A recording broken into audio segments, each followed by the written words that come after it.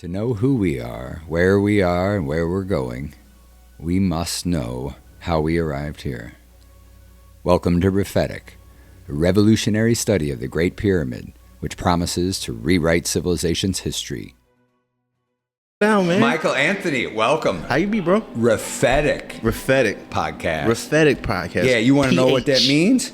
Go ahead and educate me. Enlighten me. For the viewer, there's a name teaser. REPHETIC is antithetical to prophetic.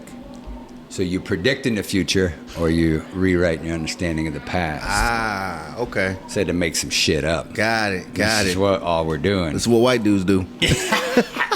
Let me tell you the story. Let me tell you about something. We got some books, but I'm going to go ahead and rewrite those books. These things actually happened, but the way I saw it is the way it's happened. Because I'm the publishing company. Mychael Anthony, comedian extraordinaire. Hey, stop it, resident man. of Missouri. Hey, I'm just David's friend. Yeah, for I'm just real. a buddy. Thank you. Thank you for joining us. Oh, appreciate it. And to our one listener, grab a friend. You can see Myke. Myke can be found in the local scene, comedy clubs, Helium. Yep, would you at the Helium this weekend, actually, the 8th. The 4th, opening day. So you're done watching the Cardinals, you're in Ballpark Village, go ahead and come to the Helium. Or by the time I get this edited, go see a May show. Oh, go see a May show. Yeah, I'm definitely. Or June. I'll be with Brad Williams in June. So we're doing prophecy. I'll be with Brad Williams in June. Okay. Yeah, I forgot what theater it is, but I got confirmed. I can actually say that. No problem. What? So, tell me the definition now. Would you consider? Are you a club comic? Because you're stationary at the club. Based in the clubs. I've done bar shows. I've done theaters. I've done bar mitzvahs. I've done them all. Yeah, you private stuff. So, mostly I'm definitely in the clubs. And that's in the spot. But here, St. Louis, mostly you're at Helium. Yeah. You're at Funny Bone, Westport, St. Okay. Charles, and I'll be across the street. Yeah. I'll be across the street. I'll be in the parking lot holding court. See Myke at the nearest parking lot. But again, if you get time, you're out and about, St. Louis Metro, see Mychael Anthony, follow him, check it out. Okay, so tell me, now you know a little bit about me. I mean, I go by Uncle Dave. I did not know that. Do you know I saw the creepy vibe. I was like, he's definitely on somebody's uncle. Did you see the van? I've heard about the van. Okay. You find picking up dogs and stray women. I heard about the van. Oh, God. Well, how sad is it when you see someone on the road and they have a dog, you feel more sorry for the dog. It doesn't matter if it's a man or a woman. And if she was a woman, I was like, she's really down on her luck. Because a woman, you barely see women out on their luck on the road like that, Much less a dog. But if it's a dog, because you see homeless guys all the time in L.A., but when they have a dog, like, bro, I gotta save that dog. I gotta save that dog. So my van, yeah, year and a half ago. Anyway, they got me a magnetic free candy sign. Okay, Stick to the door. Oh my God. Anyway, what neighborhood are you in? This one. They all know you live there. Yeah, it's cool. It's cool. Yeah. Only the sick ones think it's not a joke. Like, I'm taking this guy for real. Well, if you know, you know. Oh, God, stop it. So, oh, my goodness. She could have sold pussy, is what I'm saying. She could have sold pussy to get out off the streets. Anyway, I digress. The dog would have felt better, I'm sure. We're like, we got pillows now, and be eating good. Yeah, eating good, for real. Girl, the dog would be like, bitch, sell that pussy. Just get you a webcam, we can get it cracking. Would there be a preferred name for the dogs? The dog? Any of those dogs? Any dog. I mean, you can go with Snoop Dogg, Deputy Dog, Atomic Dog. Right. Pennywise. Deputy Dog. Any dog. It would be a clown dog is what you're saying. In Canada, though? It dog. Be like Loonies or Toonies? Yeah. Loonies you just call them Toonies. Toonies. Oh, and I also didn't tell you, and maybe you have this off the top of your head, but we've asked guests to bring a Fargo quote and just drop it in anywhere you want from the movie, not the series. Did you ever watch Academy Award winner 1994? You're on the pressure. You got me on the spot. I have seen it once. Okay, fine. Did not retain any information. Fine. I know there was snow. There was a lot of snow. And a pregnant Marge chasing down some killers. There was a murderer. There was a murder, a Yeah. homicide had took William place. Macy. See, William that's what H. that's, Macy. That was with the deal. You shot a scene with him however long ago that Yeah, was. yeah. I was like, up with the William H. Macy. Yeah. And Steve Buscemi and all the rest of them were Love up in Steve that Buscemi. movie. Yeah. Yeah. That was the accents up in there. Now it's coming to fruition. I could probably find that on Tubi. You could find it. No, probably Tubi. Nah, Fargo's probably too highbrow for It's Tubi. on Netflix, I think. Oh, that It's on sounds Netflix. about right. Yeah. Is the show trash? I never seen the show. I've never watched it Oh. because I don't want to ruin the movie. Okay. Is it like a prequel or is it any It's continuation? just carry on. A continuation of Fargo from 1994? Uh-huh. Oh, these shows we never asked for. But it's worth it. The people are worth it. The earthy northern people. Hey. Eh? Oh, jeez. Anyway, Oh, geez. so they're there. I love the Canucks. I got a lot of good Canadian people. Yeah. Most of my people, not most of my people, I never met, just like my people, all of our people I met in Oakland are good people, just like all the people I met in Canada, all good people. So Yeah. I've never met a bad Have you person. met some shitheads? Not from Oakland or Canada. Okay, just anywhere you spend I'm talking a to little one bit right of time. now. You're a recovering shithead. Damn.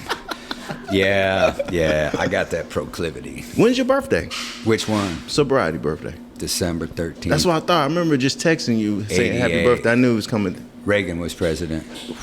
Times were tough. Just say no. Just say no. I was like, who's this bitch talking to? She's not talking to us. No, she wasn't I wasn't around. She's talking to y'all. What year were you born? I was an 80s baby. Oh, but she really? wasn't talking to me. I wasn't drugging her yet. Yeah. See you on the nipple Just drugging. yet. Just drugging yet. What the fuck? Okay, so you went the drug route, the drinking route, blah. Give me some of that setting, whatever. And now you're here in St. Louis, but you've been around. You've been in Oakland, you've been in Canada, you spent some time in LA. All the people I met, Yeah. I lived in Okay, California. right. Most of the people, all the Canadian people and Oakland people I met while I was living in Los They Angeles. just show up with a fucking Canadian flag. Nah, I just wore my St. Louis hat everywhere. Right. And they're like, hey. I just wore my St. Louis hat everywhere. And The met Blues or the Cardinals? Or the Rams? Cardinals. Okay. Cardinals. Enough Cardinals. said. And of course, you know, my father told me when we won the Stanley's Cup, you couldn't go nowhere without hearing "Glory." Yeah. The song was everywhere. The song was everywhere. I did not know that. And even when, as petty as St. Louis is, every time the Rams, when they left, when they lost, I heard we was getting free Big Macs at McDonald's. Oh. Is that true? I might remember that. I heard every time. That's how petty we were. That's how petty St. Louis was. I was like, wow. And then after I moved, Pujols went out there, and then the Rams went out. I was like, I gotta go back to St. Louis. Right. These clowns are following me. And then they won the Super Bowl. Congratulations. Yeah. I honestly, I haven't been paying that close attention. Yeah. I love baseball. I love watching my sons play baseball. Are you going to opening day? No. Well, come to my show. I know you got a show. I got a show. On a home opener. Home opener, but the game's at 3:15. I won't be doing the thing till 8. Yeah, it'll That be gives you over by plenty then. enough time to get through traffic. All the drunk people Unless show you're on the up. 405 in LA. So back to your question. I was just there for Where's a that? month. All of January, I was there. Yeah. What part? I stayed in Topanga. I was working in Malibu. That was chill. Topanga, Yeah. Malibu. You hear that flex? Ooh. No, I was Slight working flex. in I Malibu. was That was working. not. I was just working in Malibu and Topanga. In the nice valley. Stop it. It's nice valley. Stop nice it. valley. So back to your question about the drinking and drugging and thugging. So probably around, I was always around drugs and alcohol. You know, growing up, uncles, a lot of family members would drink. Not particularly my father and mother would drink. I mean, my father would smoke, and my mom would have a drink here every once in a while. But like mostly, I was influenced by, you know, us with music and entertainers and all that stuff. So probably about 12, 13, I had tried some alcohol. It was a wine cooler. No, box of wine, fam. It was a box of wine. Got lit over a friend's house. They had left up from a wedding. Stayed the night at his house. Some Boone's Farm in a box. I don't know. It was trash, but we drank it because we didn't know no better. So we drank that. I was throwing up my guts, that yellow bowel. The next morning, my mom was like, "That's what you get." My mama had me some good tough love. I love her to death. You earned it. R.I.P. Mama. She was like, "That's what you get," and I was like, "Oh man, I ain't gonna drink this." And I was like listening to all the musicians that we love of the day, you know. So I was like, oh, I need to be drinking 40s. I need to be drinking Hennessy. I need to be drinking the real stuff, you know. So I started drinking there, smoking here and living there. Yeah, man. And then, you know, drinking and driving. And then, we get better with practice. So then I moved to LA, and then that's when the addiction just really took off. Because things were going well career-wise, and, you're in that life, and people give you access stuff, and I started getting a lot more everything and more access to all types of dry goods. So I'm just trying a little bit of everything, do a little bit of everything. And then, of course, when you're done, you're done. Right. I had the yets. I didn't kill myself yet. I ain't killed no one else yet. But that's about it? It's around the corner. Oh, it's all around the corner. I never got pulled over. I mean, there's been times I've been driving with, like, you taking penitentiary transfers, you driving hella dirty, and the cops never find it for, I don't know how, but in hindsight, it was God. So that life wasn't for me. I've had a lot of people that lose their lives. I had people that actually had to go sit down for a long time, and that back to school, we call that. Back to school. You went back to school? Hard knock school. I didn't go back to that school. I got transferred. I hear you. So yeah, I was like, that life wasn't for me, and realized that I needed to do a different way. Anybody that knows anybody with recovery, you express that you want to change these things. You talk to people that's in recovery, they're gonna be on you. So some people got on me, told me I need to go ahead and start going to some meetings. Hey Mike, we're going to that meeting. And I was like, what is a meeting? I don't know nothing about no damn meeting. So went to a meeting, and first meeting I went to, you probably heard it before, but first meeting I was in Beds and Roses off at in LA, and it was like over 200 dudes just having a good old time, drinking and having coffee and just talking shit, just having a good ass time. Like 3 of the guys from the Avengers was in there. I was like, talk about attraction over the promotion, you know what I'm saying? So I've just fell off. The euphoric feeling that I got from that first meeting at 8 in the morning, people just lit, having a good old time, drinking coffee, just talking shit and smoking squares outside and whatnot, and just living life and getting years. And I was like, how would getting these years of sobriety, what? So, and what was that? The community, the laughter, everything about it. It was a conglomerate of everything. It was like, yo, these dudes definitely have what I want. And then going through, talking to more meetings. And then I went to that night. I was like, okay, Saturday night, usually, how we turn up and get smoked and get obliterated. Right. And I had no shows that night. So I was like, let me go ahead and go to another meeting. This meeting was a co-ed meeting. So, I was in the valley, nice, cute girls, dudes eating brownies. I was like, dude, this program, this shit is fun. This shit is like camp. I never been to camp, but I can imagine this shit is dope. This is hella fun. So, there's different kinds of camps, though. Yeah, fat camp. Fucking band camp. Band camp. Drop your drawers camp. Conversion camp. There's a whole bunch of camps. Pray the gay away camp. Yeah, no. Luckily, this was the camp I chose to be with. This was the right camp that day. So definitely just seeing people getting 30 days together and getting chips and whatnot. So I was just like, man, this is dope. Okay, and so again, most people don't ever have to experience that. Most people don't ever suffer like that, right? Yeah. But but everybody's bottom's different. And then if you keep digging, you find out your bottom has a trap door. You know what I mean? With a whole nother level. There's another level. The dirt bag. I thought I was at the dirt bag. No, it's like you got dirty dirt bag. And then you'd be like, all right, now I'm a woman with a dog on the street getting picked up by Dave. Then there's another level other than that. Yeah, named Antoinette. Mychael Antoinette with a dog. Dirty. You don't know what I identify as. We did not say that. No, but I'm talking. You said then I'm a woman. Yeah, of course. Then you're with a dog. Right. Then you're a woman. Or a. Doesn't matter. Yeah, either way. I get it. I'm drinking water on camera. Is that cool? Yeah, whatever. Pick your nose if you need to. I will not do that. I farted last night. It was not bad timing. On camera doing the podcast? No. Oh, okay. Just bad timing. You didn't have to tell us that. But I did. Are you sharing right now? Just a little oversharing. You just do his 10-step. He's like, I farted yesterday. I think the neighbors heard. I'm going to go ahead and make amends real quick. Yeah, sorry. Yeah, absolutely. But yeah, it was just a great living. I love this lifestyle that I'm doing. You live in life with a different view. And I think that's kind of go with the podcast. It's kind of like you finding your calling. Because after, like, I talk about it on shows and when I'm doing stand-up and I talk about it, I pretty much wear my sobriety on my sleeve. So if anybody's willing to ask me about it, because I put it out there, I'm willing to help them. And won't say that's my calling, But I feel like doing stand-up also helps me give the voice to the people that's actually interested. And then be like, well, let me pick this dude's brain. He seemed like he'll be open to talk about it. So they got some time, they want to listen. You know, got to show that willingness. Right. Yeah. And the access too. Like, rewind, it wasn't but 3 decades ago, whatever, nobody's talking about shit. Oh, no. Right? Oh, no. And I'm not saying, I talk about navel gazing, like, who am I? Yeah. You know, yes. Yep. You're amazing. Yeah.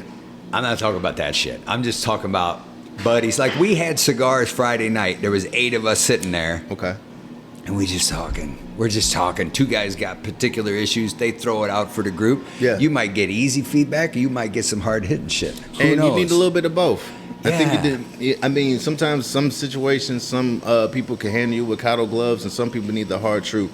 And that's why I like some of them, I won't call them old, but them seasoned veteran recovery guys. Who are you talking about? I ain't got no names, but I'm just saying, you know, you go to a meeting, you see some guys that's been there for decades, they gonna give you some hard truth. Yeah. You know what I'm saying? They'll be like, well, back in my day, and then they got a grunting voice, and they're gonna tell you a little bit, and they'll sit your ass down, put the cotton in your mouth, and putting your listen in your ear, open up your ear, you know. Right. And then there's somebody like, well, what we're you need gonna to love do, you, you know, and till you that's, love yourself. And to be honest with you, that's how I got sober. I got sober in L.A. and not saying that L.A. has soft sobriety, but there's a whole bunch of different meetings like that. There's soft meetings and there's hard meetings. Mm-hmm. And I was lucky to go in right before the pandemic happened. Yeah. So I wasn't, I'm class of 2019. So, there was a couple other people that was around that I was able to hit. And also when you come in, you see some folks that you knew back when he was running and gunning. Right. So he was like, oh, this kind of helps. So this dirtbag in here. Some familiarity. Yeah, and if he can do it, anybody can do it. If she could do it, if he could do it, we could do it. You know, so it takes a village. Yeah, and on that message thing too, just even recently, I've spent some, because I got a guy right now, a buddy's son is 27, and he's as jaundiced and yellow and as real thin as could be. Mm-hmm. And sick as could be. Yeah. And he just flew out to treatment like 4 or 5 days ago. Okay. But my point about bringing him up is everybody hears what they need to hear from who they need to hear it from. That part. So, you know, share what you got to share. It's going to reach the ears that it reaches. Yeah. So there's a lot of things that happen too. It's like, well, you shouldn't say this. You shouldn't say that. This person doesn't need to hear that. These people don't need to be fat shamed. This, that. How the fuck do I know what somebody needs to hear? Right. Right.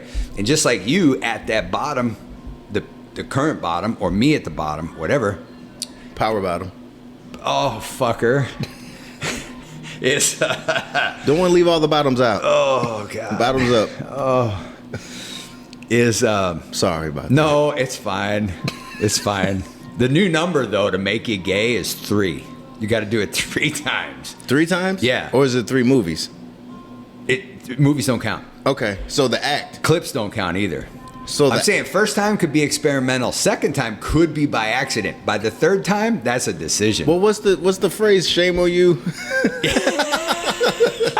on you. Shame on me. Oh man, there's no 3rd. By the 3rd time, you pretty well know. You got a life choice to make right there.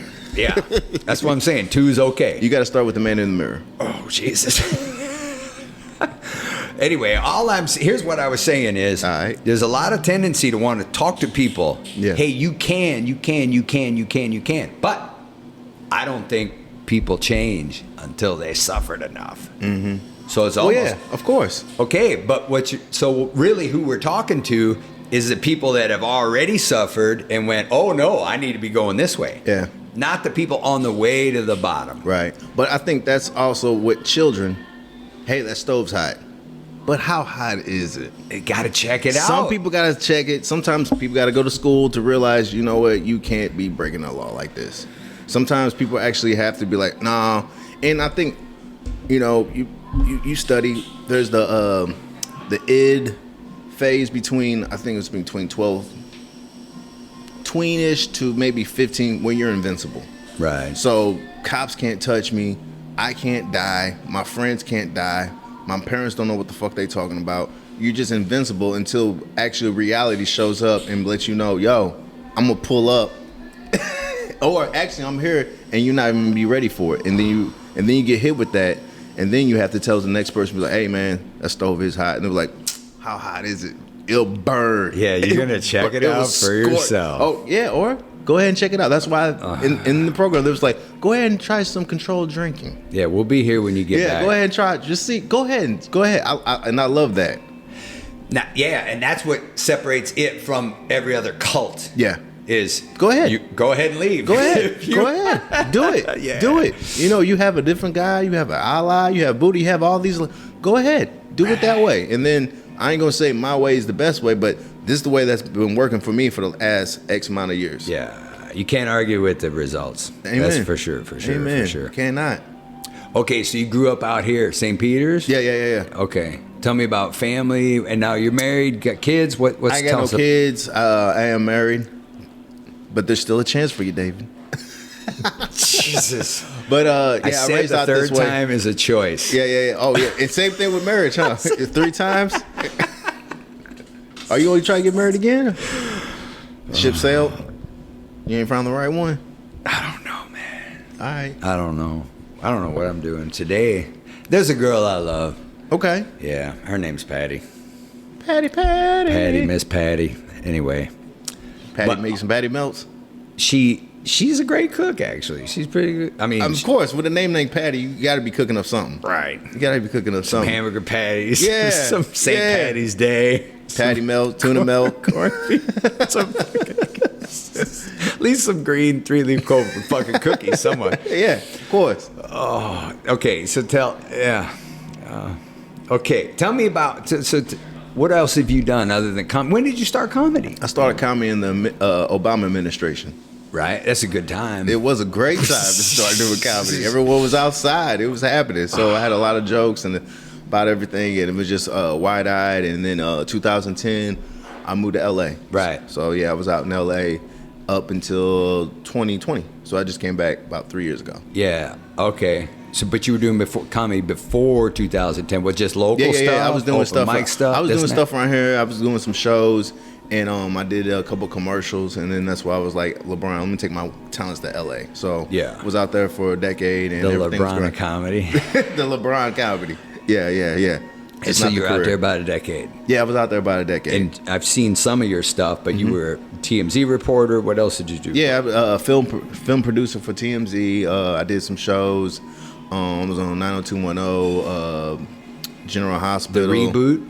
What's that? 90210. Everything that I'm doing is a reboot. I have no originals under my belt. I'm probably going to be on Fargo. I'm going to be on Fargo the show. Hey? That's good. That's good. Yeah, so no originals, all remakes and reboot shows. And all that, did you ever do theater? You got other... And that was the thing. I got rebit by the acting bug. I did theater here at the Muni and the Black Rep. Okay. So I did theater here. I did plays here.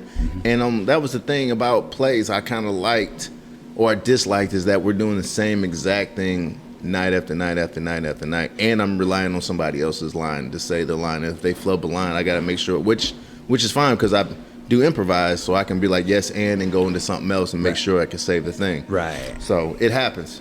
Okay, and so let's say actually your boy William H. Macy gave your boy props when we was on set for On Fire. So one particular scene we're in the scenes and I play a Cardinals player with my shirt off. They asked me, Mike, can you be shirtless? I was like, who? Me? Yeah, what do you want me to be shirtless? Nah, it's gonna be more for that. It's gonna be number extra. 3. It's gonna be extra. This gonna be extra. This gonna be extra, but he want me with my shirt off. So we in the Cardinals locker room, and the main lead character comes in. We talk to William H. Macy, which is played by Jack. He's playing Jack Buck. And he's introducing the Cardinals. And shout out to Nico Smith.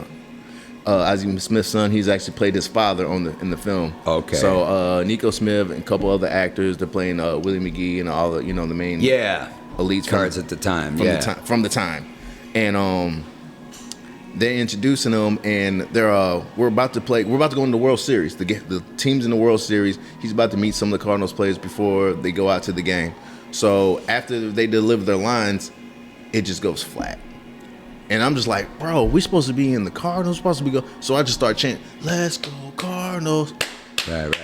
Yeah. Let's go. And then all the other actors and all the other extras start chiming in. And after they yell cut, we Mace's like, thank you for saving the scene. Yeah. That shit fell flat. I was like, hey, oh man, hey, oh yeah. And I liked you in Psycho too.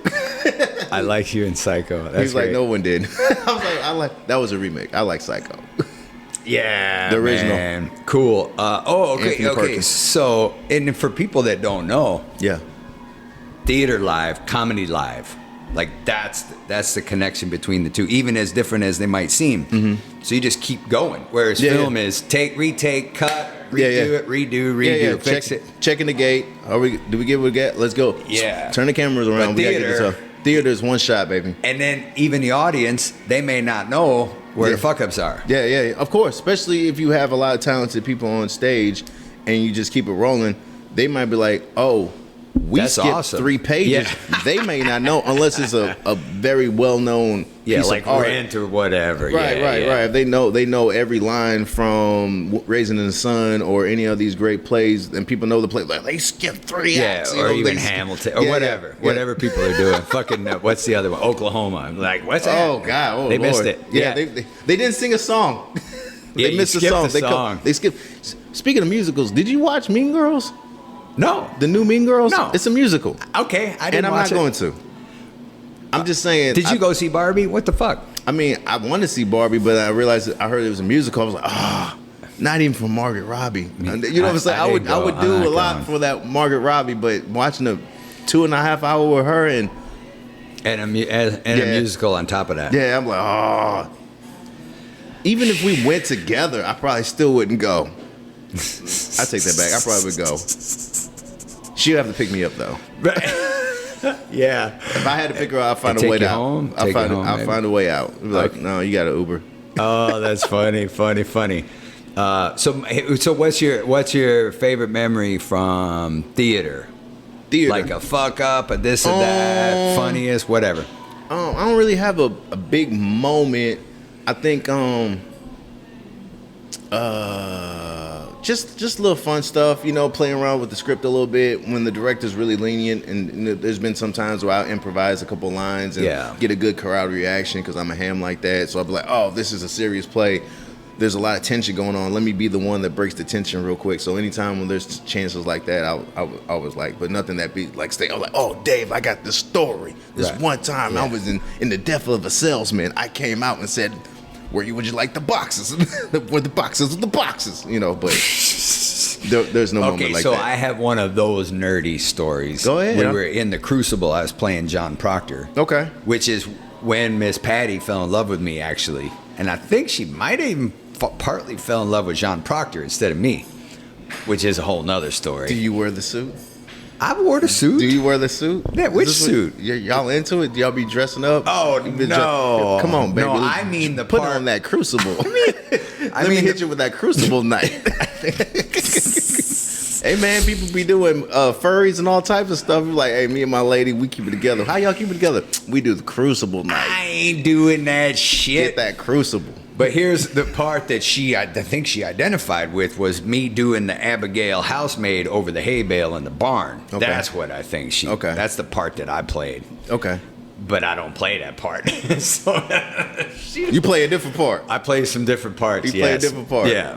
Anyhow, so I was yelling at my wife Elizabeth, like here. Yeah. And her eyes just went, nobody's home. She turned, walked off stage. I'm standing there by myself. It's community theater. There's 100 people a night. Of course. I'm like, bitch forgot her lines.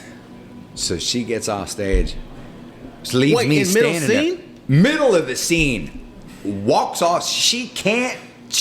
Boom. Like fucking Rango when the lizard goes blank.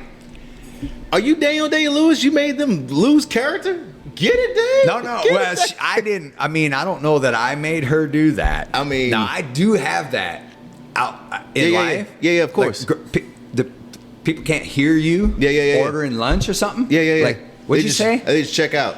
Yeah. I'm like, no one's home. They're like, if you would like to leave a message. So goddamn that funny? The user's no longer here, but if you like to leave a message. When that happens, and you know this too, and I suspect it. It's an energy focus. Yeah. That's all it is. Yeah. I'm not that good looking. Yeah. I'm not that engaging. Right. If I'm that focused, right, people are focused on whatever I'm focused 100%. on. So, but that's it.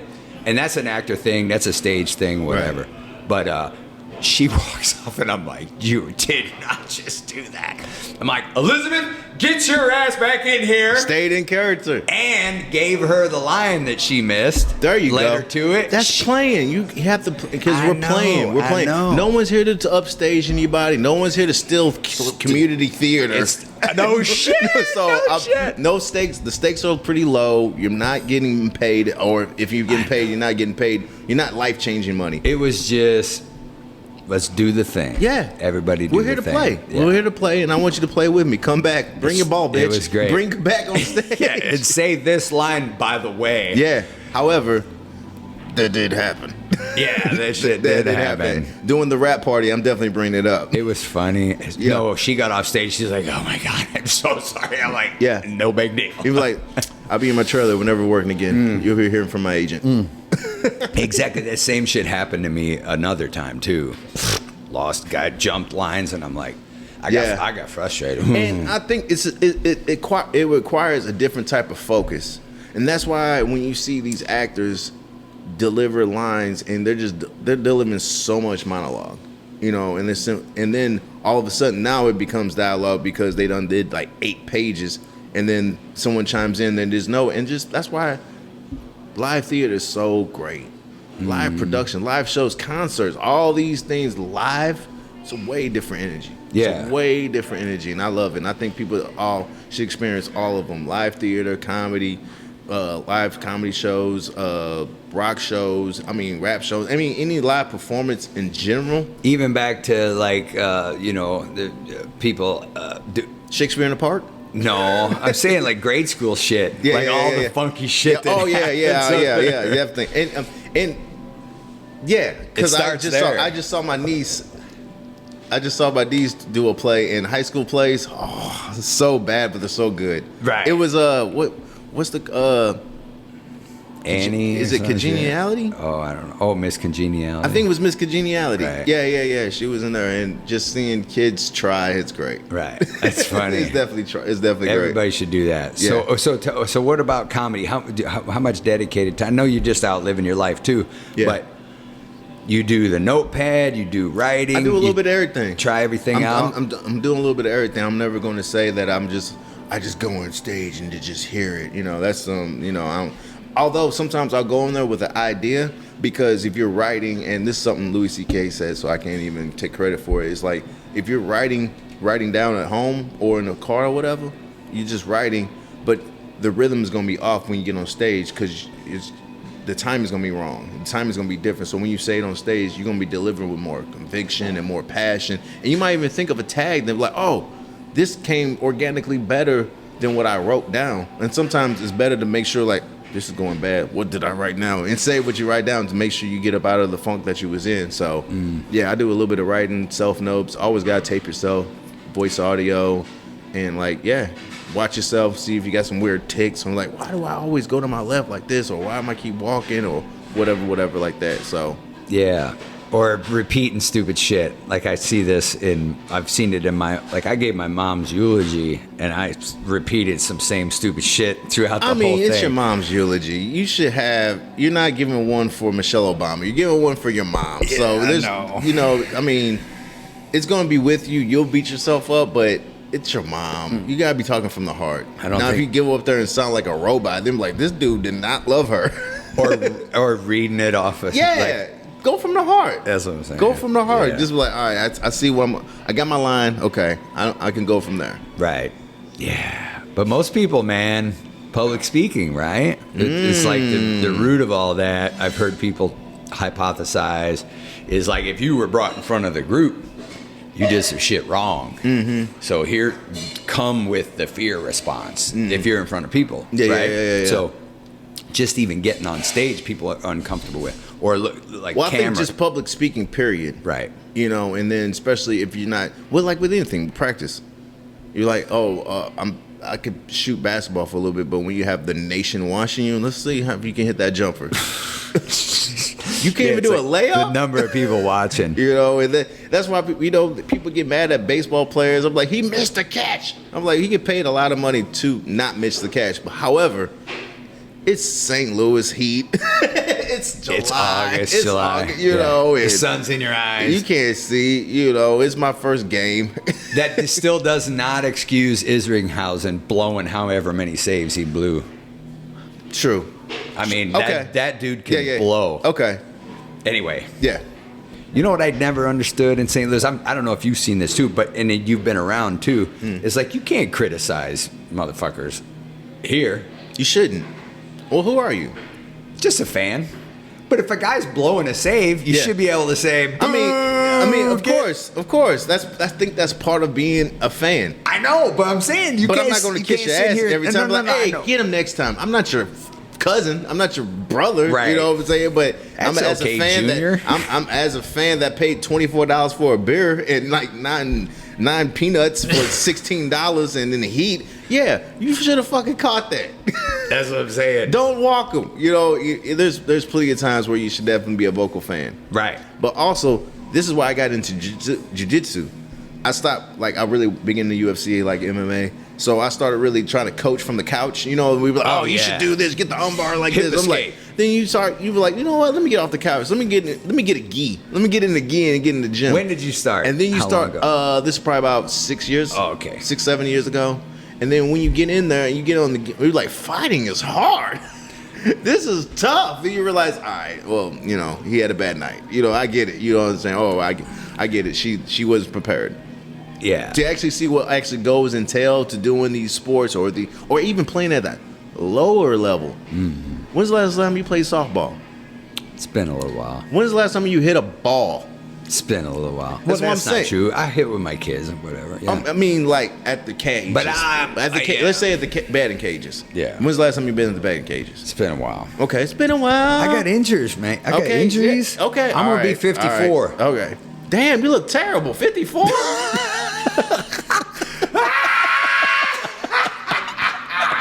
We gotta edit that part out. No, we're fucking leaving that in. I'm just fucking with you. No, you look good. It's good. Listen, you cannot possibly offend me. But here's what I did think. What that? So let me tell you this. So I got what was it one day? Let me wrap my point up. Just doing sports is hard. That's all I had. So fans sometimes should just shut the fuck up because you can't do it either. Amen. All right. Write a better script too if you hate the movie. I've been corrected. Isringhausen, I love you. But 7 is unacceptable. 7. You said 7 misses? Misses? Him blowing saves? Oh, yeah. Oh, no, it was plenty more than 7. Well, I was just being charitable. I know. I was being kind. No, it was like, listen, I'm not saying I could do better, but there's other closers in the talent pool that can do a fuckload better. Yeah. Get rid of this guy. Yeah, let him what sit I'm down. saying is any other city, Chicago, New York, burn that bum, throw him out on the street. True. Not here. Oh, I see what you're saying. I'm saying. I see. Oh, you know what I want to say? You know what it is? I think because Cardinals, Yankees, Cowboys. You are dealing with Toronto Maple Leaf. You can't. Don't even start to. There's certain level of teams where it's a dynasty team. It's a dynasty team. Don't say shit about them.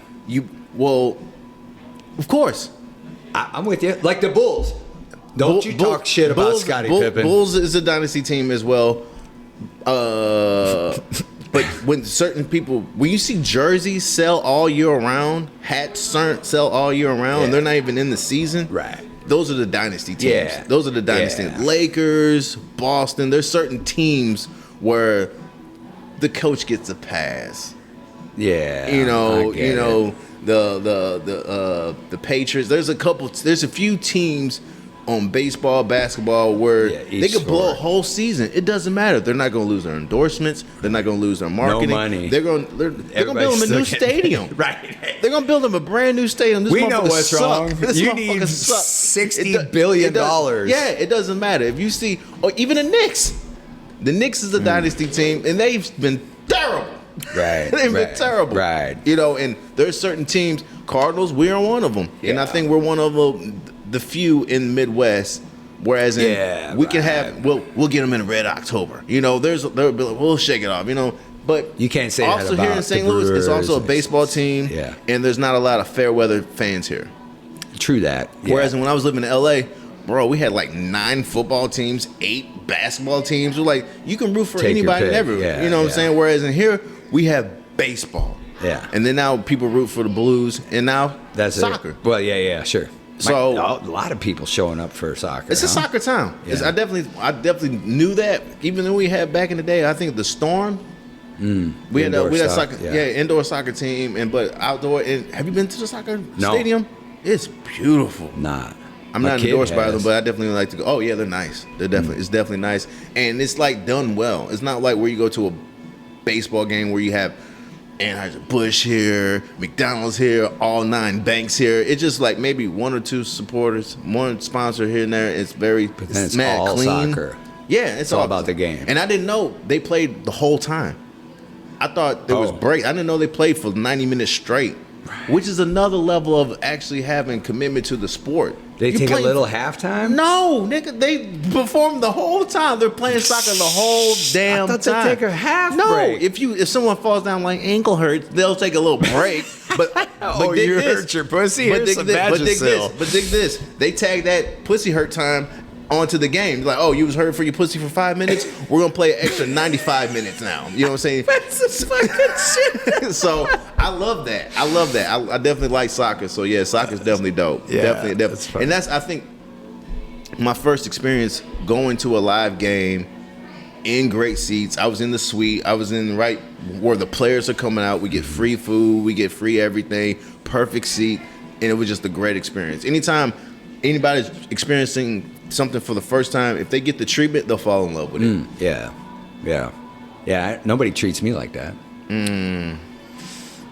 Yeah, well, I guess I can hope. Well, it happens to being a cis white male. Yeah, tell me about it. I mean, we got the Constitution on our side. We can rewrite that. I can't get no seats. So that's funny shit, dude. Yeah. And you know what? So a friend of mine, Casey, I work with this guy a long time. How we doing? Good? We're doing good. We're good. We're doing great. All right. I still haven't asked you my question.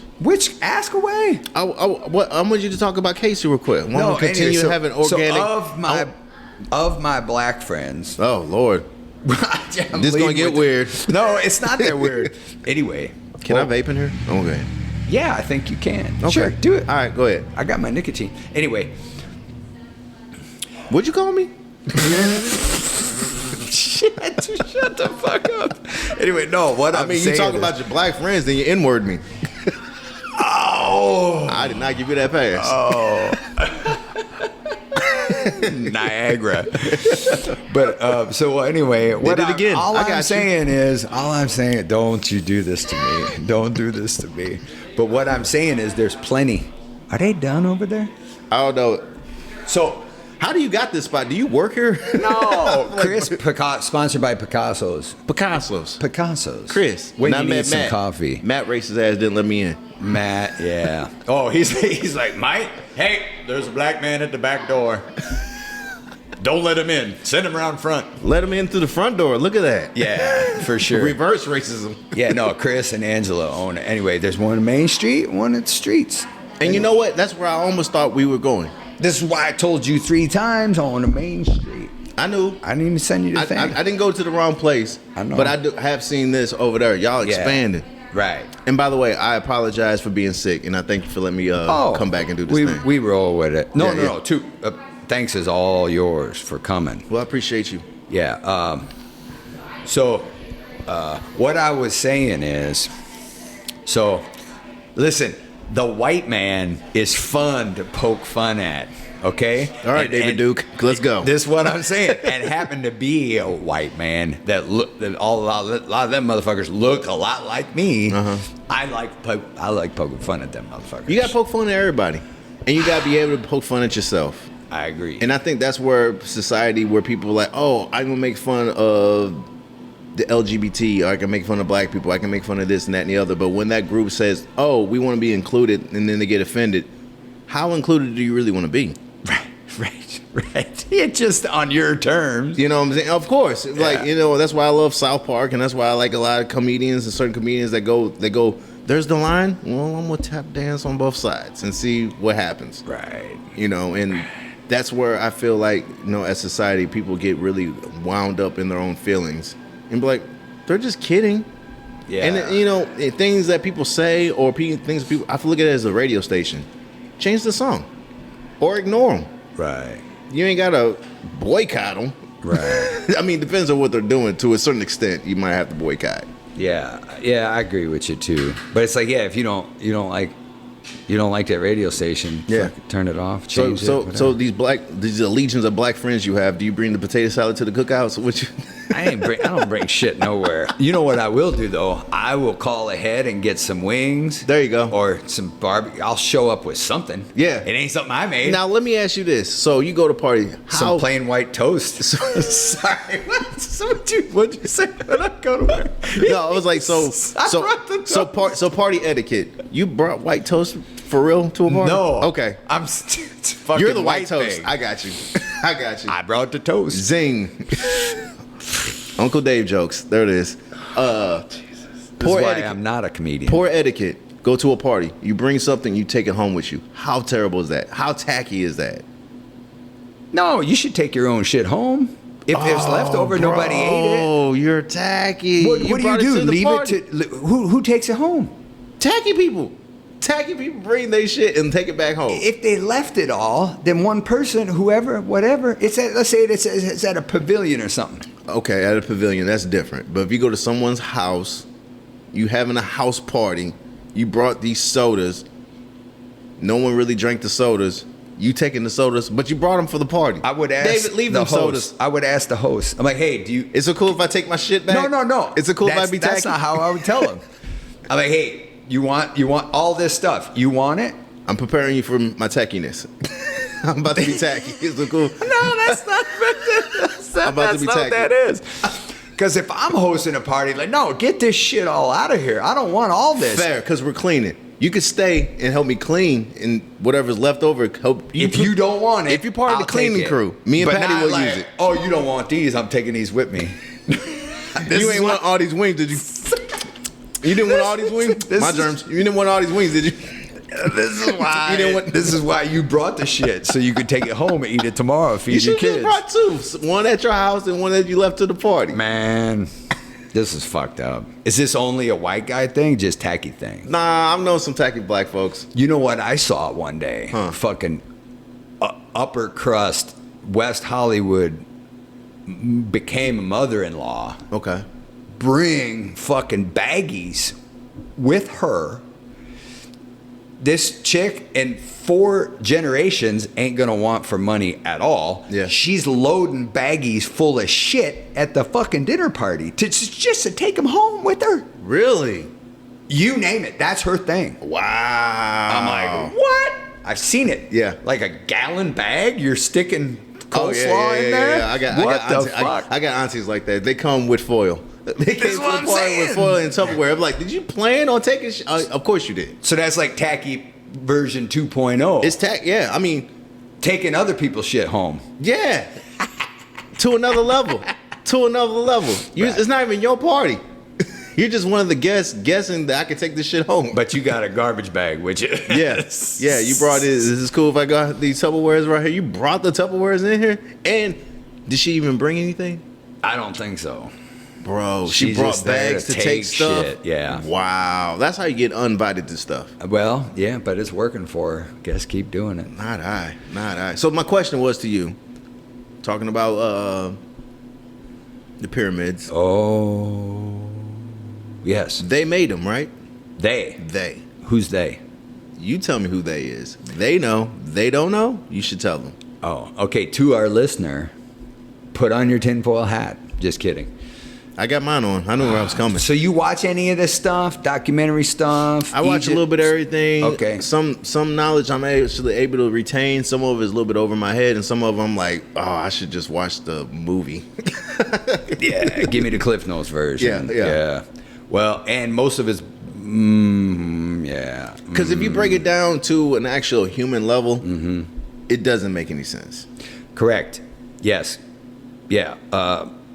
Statistically, physically, physics, Right. The precision, science, all of it. and things that holds up to this day. This iPhone don't even work. Yeah. You know what I'm saying? 3 years. And this is right. Throw No, it the 2 fuck months. out. 2 Yeah. months. It's already conked out. You're out of Google says you're out of storage. Really? The pyramid's been held up since, I don't know. The worst thing is the Sphinx nose going down. That's the worst. And that was because people picked that. Well, rumor has it Napoleon took target practice on the Sphinx, took his nose off. That's some bullshit, though. Next thing. Well, so let me just say this here. Yeah. Behind this veil, this is total Wizard of Oz shit. Okay. Okay? I like fantasy. The fantasy is what we're living. Yeah.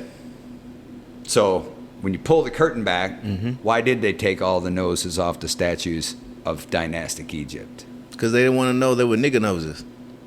Well, that could be one of the reasons. That's one reason. And can I say for the record that I have used the N-word in the past? You said Niagara earlier. No, I know. But I've used the other one. I'm sure you were. I'm just saying. If this is video, you look at this face. He said it a lot. No, he said it more than I I have. say it a lot. Derogatory. But here's what I want to say about that. Oh, Fuck me, nigga. That was number 2.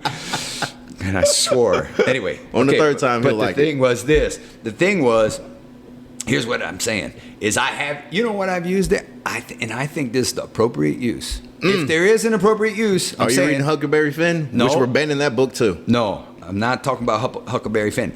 I'm talking about if you're a white guy and you're talking about some other dirtbag fucking white guys, you should be able to use an example to make fun of these motherfuckers using the stupid fucking language that those idiots use.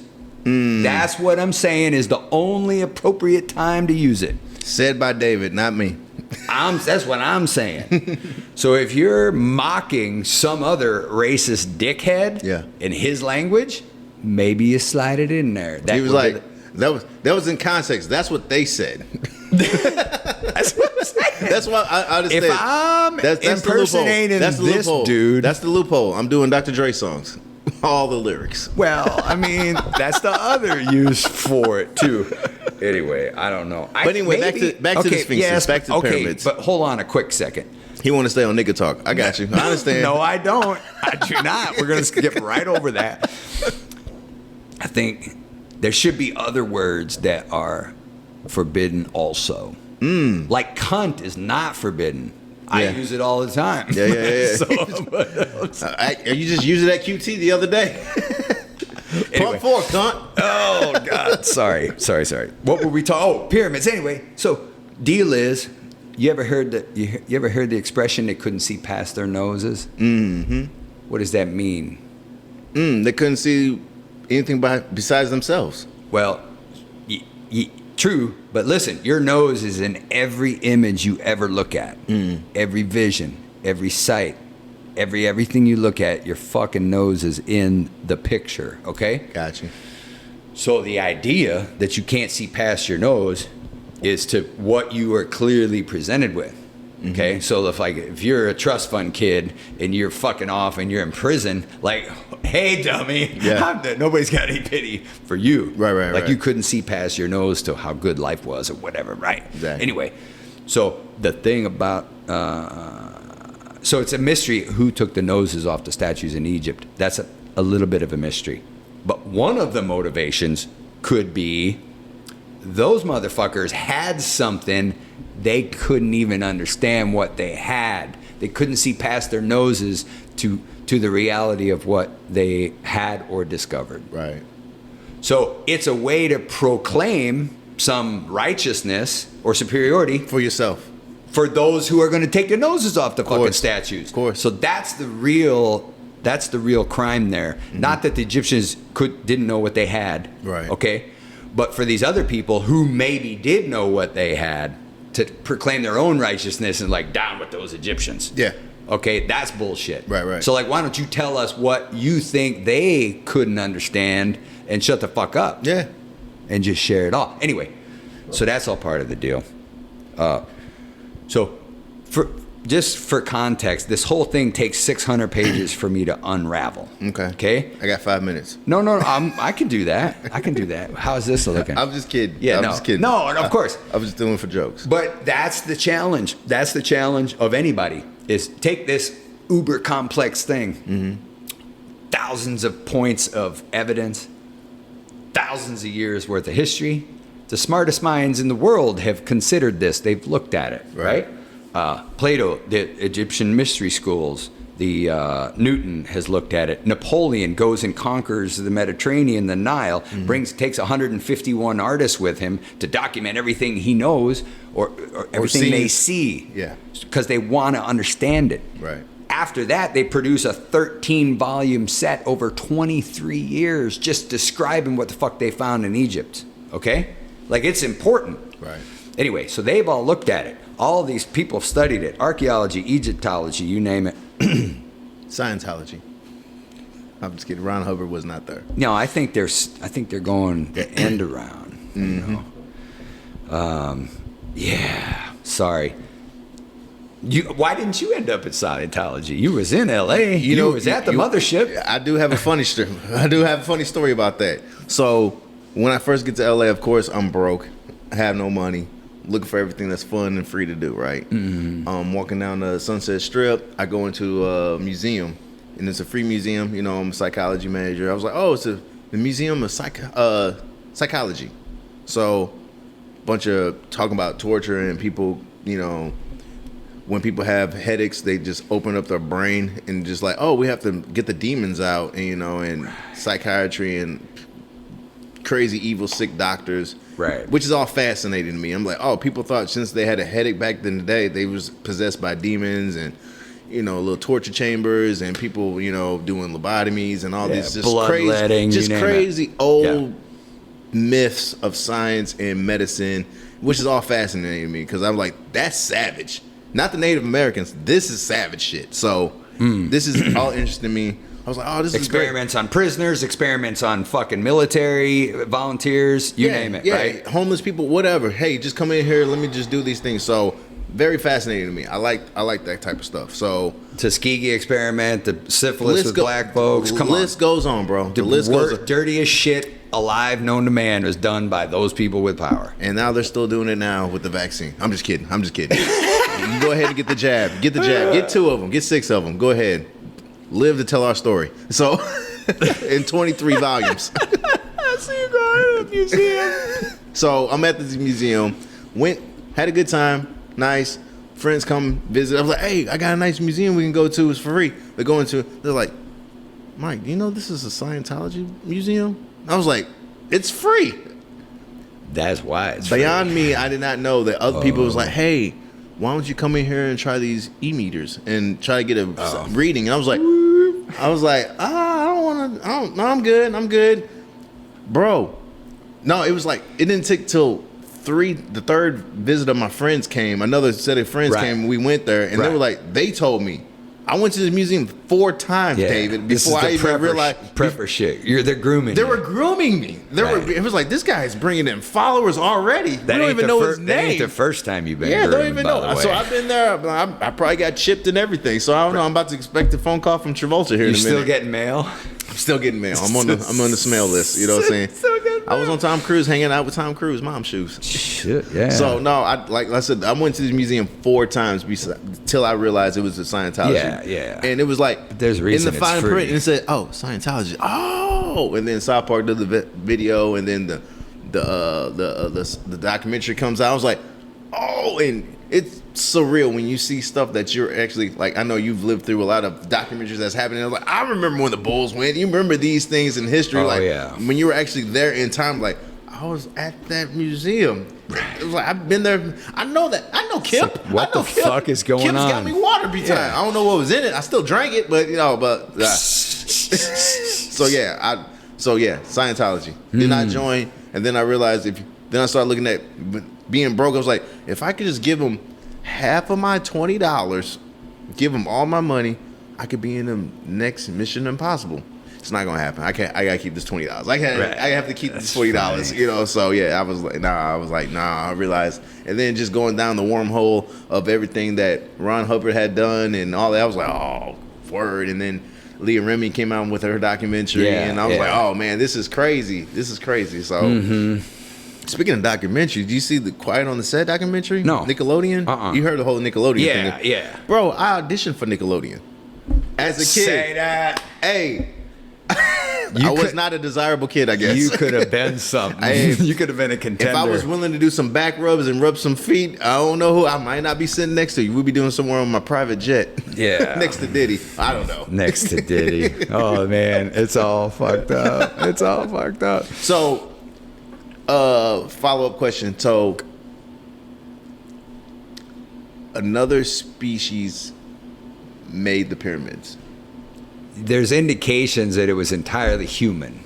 Okay. So what do you believe? There's several indications. Okay. Human. Sophisticated, Paleolithic. Okay.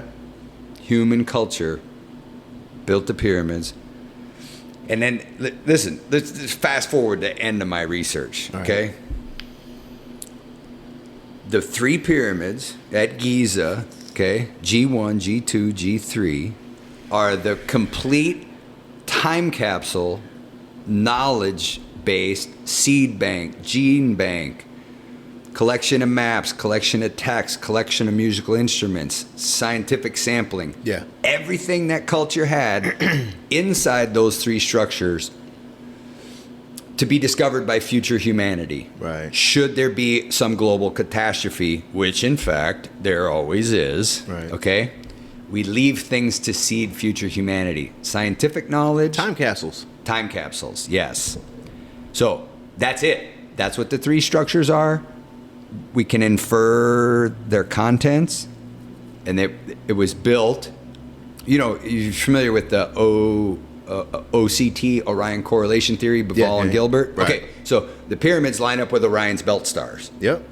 At 10,500 BC, 36,000 BC, 63,000 BC, okay? They planned the eclipse that's going to happen on the 8th that's coming up. Who planned it? No, they we know who they is. And by the way, when you were talking about doing research, I don't know why, but I envisioned you in Egypt with an archaeologist Indiana Jones hat on.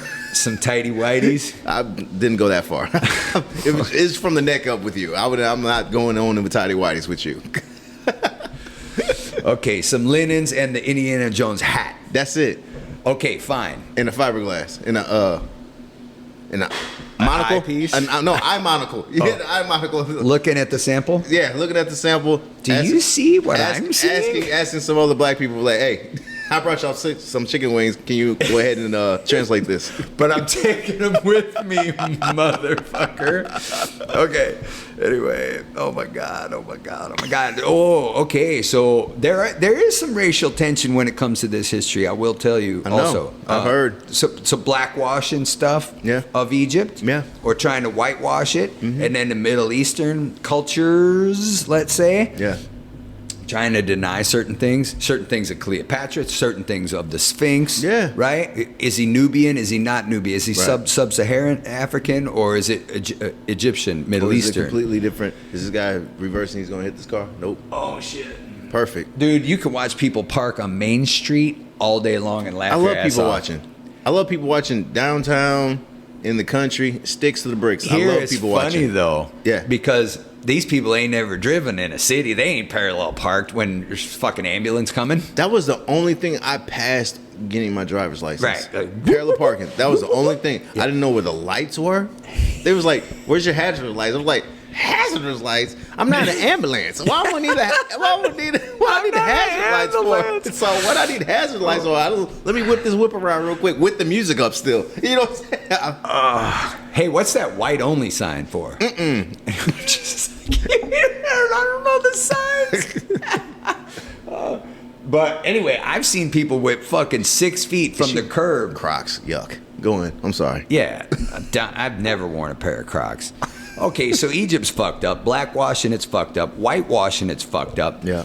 None of this seems accurate. You're right. According to my research. Let me just say, according to my research, it seems. So, describe for me, anyway, there's some more serious stuff. We don't need to do any of that. Yeah. We can wrap this up here. I'm just saying that there's describe for me the culture, the language, the ethnicity, the social structure, whatever, of everybody that works, let's say, at the Smithsonian Institute as a research organization, right? Mm-hmm. You can't tell me because there isn't any. Yeah. It's everybody. Right. It has to be. Of course. It has to be. Of course. Because no one knows everything and no one knows anything. Only a collection from all cultures can present to us, this is what reality looks like. Okay? Or here's a view of mine that you probably didn't even think about. Exactly. You read, like you said in some of the, anybody read the text or watch a movie or watch the sunset or anything, we're all going to perceive it's completely different. Subjective, so it's yes. best for us all to have a collective conglomerate idea of what, this is what I saw. This is what I saw. I see your point. I see how that is, but I also see this too, And this is how we add to it. This is how we learn from everybody. This is how we form some sense of what reality looks like. Yeah, that's why we have like 900 flavors of peanut butter. It's not just Smucker's. It's not just Jif. It's not just Peter Pan. It's all types of peanut butter. And that's like how our history is. You have to have all types of flavors in there. Of course. You have to have all types of flavors in it. We ain't have just one jelly. We can't have just one jelly. Right. Everyone in the world likes this one jelly. Grape? No. Some people like jam. That's my jam. Yeah, I'm with you. Don't yuck my yum. That's it. Okay, so we take and and don't keep me stupid by not giving me all the facts. Mm-hmm. Which is what... we was pretending back when I was working in media, there's certain stories, there's certain agendas, there's certain things that people would want to... It hears better. It hits the ear better. Rather than hear the whole story, well, let's just give them this agenda that we're selling them. Mm-hmm. And then we also know that there's some pockets, some people flood us with some money, and here's some things that we're going to do. So these things are going to be on the market soon. So people already informed that, we're going to start buying new sunglasses. These new sunglasses are about to come in the market. Now, protect your eyes. All the scaring... Looking outside hurts your eyes, but you have to have these sunglasses that's been government beneficial. Yeah, brought to you by Oakley. There. And the Oakley ad. Yeah. Whatever. It's all bullshit. Yeah. Yeah. It's all bullshit, man. It is. So, the thing about the Giza pyramids, and we can be done after this, but, so, adoption analogy. And I talked to you about this just briefly when I met Sam, whatever. So, the adoption analogy, if I sit you down at age 50, I'm like, here's your birth records, have a seat. And Uncle Jimmy's there, and Susie, and what, and that. And it's like, you were adopted. Right. You'd be like, time out. Yeah. You two people have been lying to me my whole entire life. Right. My history's not what I think it is. Mm-hmm. You can't, all the events, you ain't changing none of the events. Right. Those are staying the same. But how you move forward is going to be different. Yes, and your whole story, your identity, your very name, your essence, everything. Your gene expressions, the DNA, your proclivities, your vulnerabilities to whatever. Everything. Different. 100%. From different people. Yep. And you don't even know who those two people are. Mm-mm. You haven't even met them.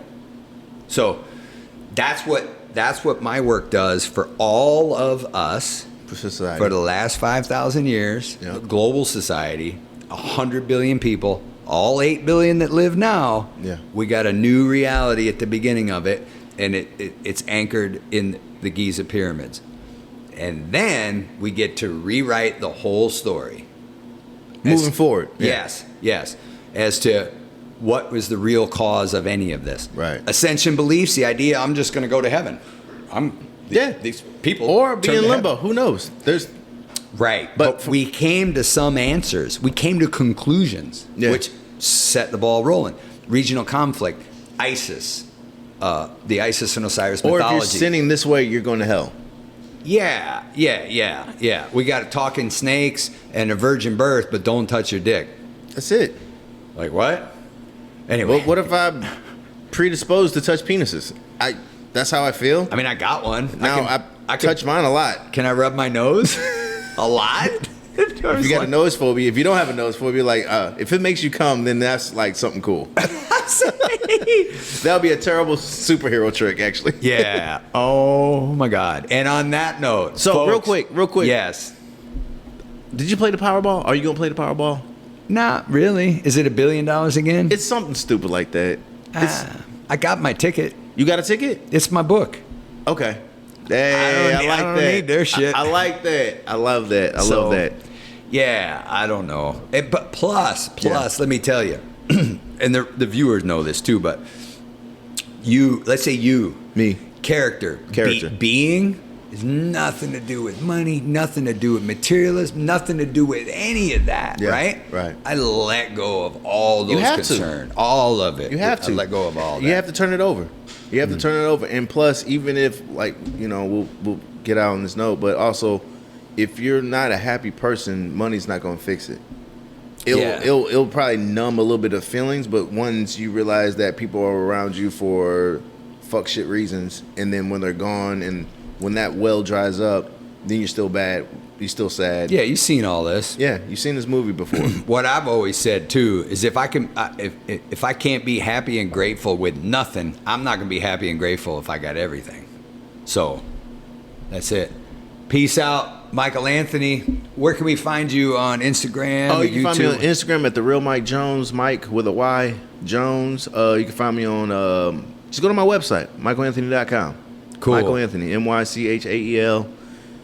Anthony, ANTHONY.com. Easy peasy. All my social media's on there. My shows are on there. The ones that I'm in June, because you probably won't be able to make it to the ones. Maybe July. Oh, No. well, maybe July. Okay. We'll put it in the. I'm gonna be somewhere in September. If you, this ain't gonna stop. Yeah, we need a producer probably and an editor, somebody to run this shit. Anyway, no. It's been good. Love you, brother. Love you too, bro. We'll be back. More REPHETIC podcast conversations. Hey. Till then.